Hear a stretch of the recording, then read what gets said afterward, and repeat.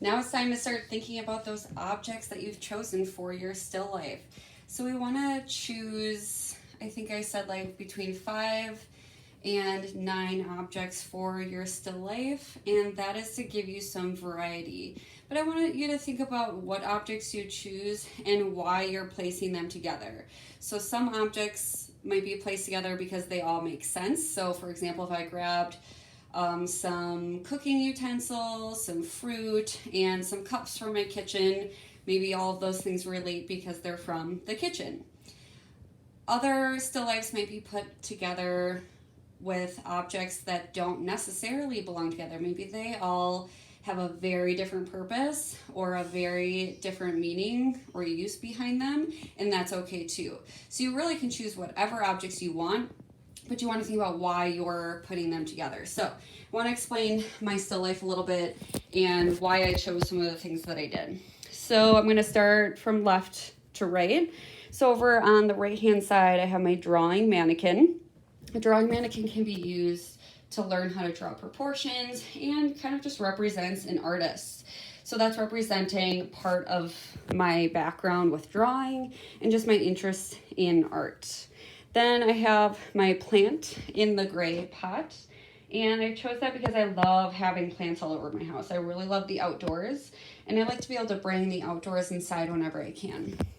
The paintbrushes here resemble the fact that I do love to paint, so I placed a couple of them there. I didn't want to place just one. I thought 3 might look a little bit better.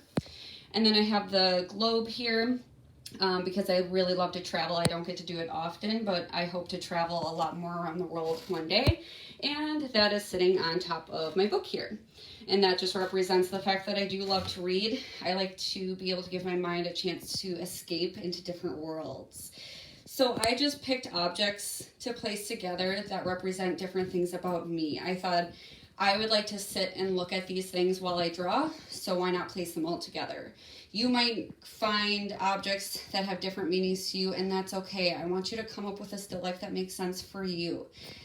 One thing that I need to remember, though, is that all of the detail I see here, and anything that I can see, I'm going to have to draw. So think through the objects you pick. So for example, the book that I picked is pretty plain.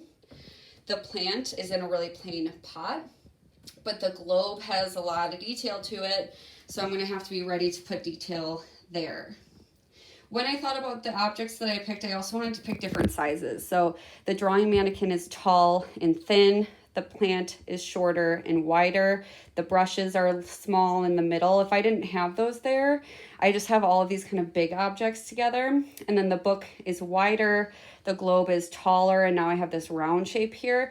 So I kind of played around with where they should all be positioned before I decided to keep them there. So give yourself some time to think about where you're putting things and how you have different shapes, maybe different colors.